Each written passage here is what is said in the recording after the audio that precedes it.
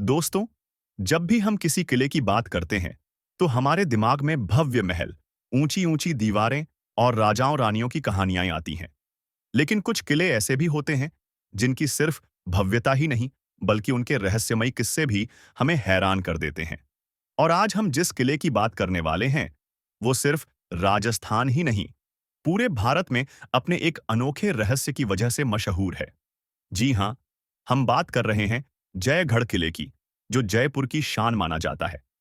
लेकिन इस किले की खासियत सिर्फ इसकी मजबूती और सुंदरता में ही नहीं है, बल्कि इसके अंदर छिपे उस खजाने की कहानी में भी है, जिसे लेकर बरसों से तरह-तरह की बातें होती रही हैं।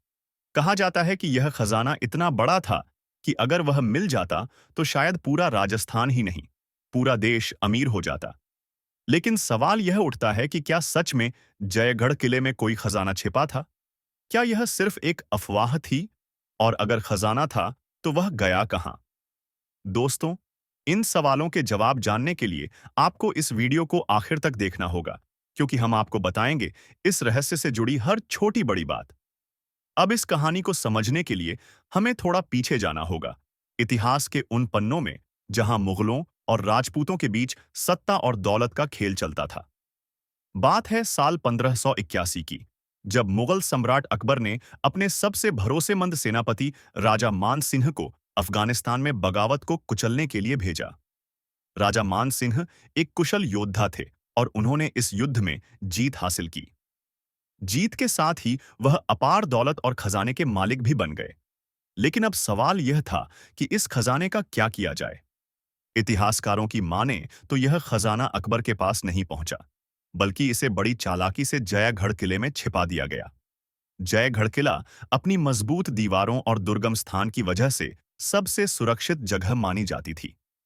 यह अरावली की पहाड़ियों में स्थित था और इसकी बनावट ऐसी थी कि इसे जीत पाना लगभग नामुमकिन था। यही वजह थी कि मान सिंह ने इस खजाने को यहीं छिपाने का फैसला किया। कहा जाता है कि यह खजाना इतनी सावधानी से छुपाया गया कि इसकी जानकारी सिर्फ कुछ चुनिंदा लोगों को ही थी। अब समय के साथ मुगल साम्राज्य कमजोर होने लगा और राजपूत राजाओं का दबदबा बढ़ने लगा। जयगढ़ किला कई राजाओं के हाथों में गया, लेकिन इस खजाने का कोई नामो निशान नहीं मिला। सालों तक यह सिर्फ एक कहानी बनकर रह गई। लेकिन फिर आया साल 1975, जब भारत में इमरजेंसी लगी और इस खजाने की खोज एक बार फिर शुरू हुई। 1975 में प्रधानमंत्री इंदिरा गांधी ने जयगढ़ किले में छुपे खजाने की तलाश के लिए सेना और इनकम टैक्स विभाग की टीमों को भेजा। पूरे किले में खुदाई की गई, सुरंगों को टटोला गया, लेकिन आधिकारिक तौर पर सिर्फ 34 किलो चांदी मिलने की बात कही गई। लेकिन दोस्तों, कहानी यहीं खत्म नहीं होती। इसी दौरान एक और चौंकाने वाली घटना हुई। पाकिस्तान के तत्कालीन प्रधानमंत्री जुल्फिकार अली भुट्टो ने इस खजाने पर दावा ठोक दिया। उनका कहना था कि भारत और पाकिस्तान के बंटवारे के दौरान जो संपत्ति बंटी थी, उसमें इस खजाने का भी हिस्सा होना चाहिए था।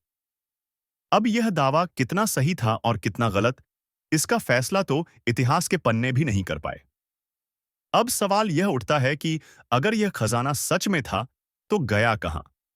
कुछ लोग कहते हैं कि यह खजाना सरकार को मिल गया और उसे गुपचुप तरीके से दिल्ली भेज दिया गया।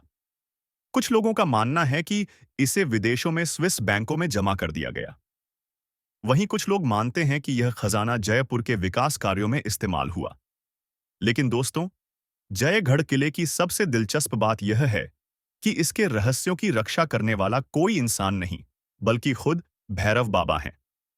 स्थानीय लोग कहते हैं कि जो भी इस किले के रहस्यों को जानने की कोशिश करता है, वह कभी वापस नहीं लौटता। यहां तक कि रात के समय इस किले में अजीबो-गरीब आवाजें सुनाई देती हैं। अगर आपको यह वीडियो पसंद आई हो, तो इसे लाइक करें, अपने दोस्तों के साथ शेयर करें और हमारे चैनल को सब्सक्राइब करना न भूलें।